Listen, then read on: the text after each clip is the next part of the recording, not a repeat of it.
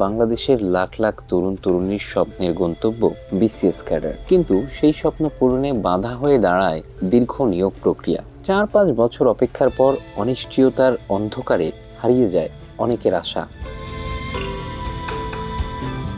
2019 সালের নভেম্বরে প্রকাশিত 41তম বিসিএস এর নিয়োগ প্রক্রিয়া সম্পন্ন করতে সময় লেগেছে প্রায় 4.5 বছর। 43তম বিসিএস এও সময় লেগেছে 4 বছর 2 মাস। এমন দীর্ঘসূত্রতা কাটাতে এবার জনপ্রশাসন সংস্কার কমিশন 1.5 বছরের মধ্যে নিয়োগ সম্পন্ন করার সুপারিশ করেছে। সুপারিশ অনুযায়ী বিসিএস পরীক্ষার জন্য নির্দিষ্ট সময়সূচি বা পঞ্জিকা নির্ধারণ করা হবে। প্রিলিমিনারি, লিখিত, মৌখিক ও মনস্তাত্ত্বিক পরীক্ষা 1 বছরে শেষ করতে হবে, আর 6 মাসে সম্পূর্ণ হবে চূড়ান্ত নিয়োগ প্রক্রিয়া। প্রশ্ন উঠছে, এত সময় লাগে কেন? সংস্কার কমিশনের বিশ্লেষণ বলছে, পিএসসি অনেক মূল্যবান সময় অপচয় করে, ফলে দীর্ঘসূত্রতায় ভোগে পরীক্ষার্থীরা। অথচ ভারতের সিভিল সার্ভিস পরীক্ষা 1 বছরের মধ্যেই শেষ করা হয়, তাহলে বাংলাদেশে কেন নয়?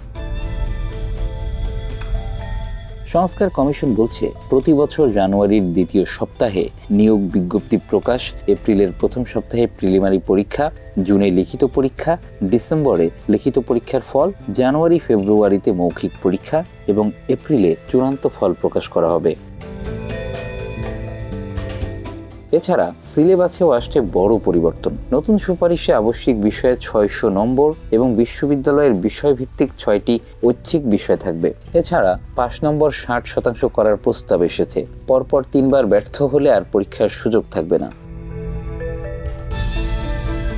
আরও বড় পরিবর্তন আসতে পারে পিএসসির কাঠামোয়। বর্তমান একটিমাত্র পিএসসি বিসিএস পরিচালনা করে, কিন্তু সংস্কার কমিশন 3টি পৃথক পিএসসি করার প্রস্তাব দিয়েছে। এগুলো হলো শিক্ষা, স্বাস্থ্য এবং সাধারণ প্রশাসনের জন্য। সংস্কার কমিশনের প্রতিবেদনে বলা হয়েছে, বাংলাদেশের বিসিএস পরীক্ষার আরেকটি মন্দ দিক হচ্ছে বিসিএস পরীক্ষায় উত্তীর্ণ হয়ে এবং পিএসসির সুপারিশ পেয়েও অনেক প্রার্থীকে নিয়োগ না দেওয়া। এক্ষেত্রে কিছু বিসিএস এ বাদ পড়ার উদাহরণ তুলে ধরা হয়েছে।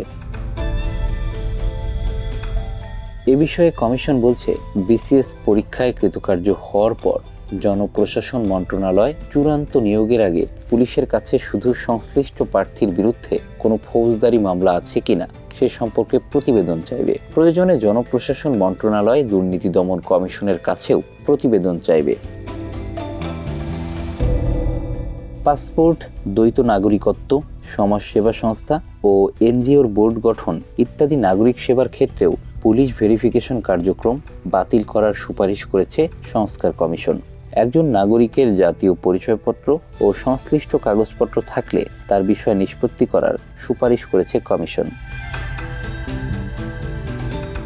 Bangla affairs news desk.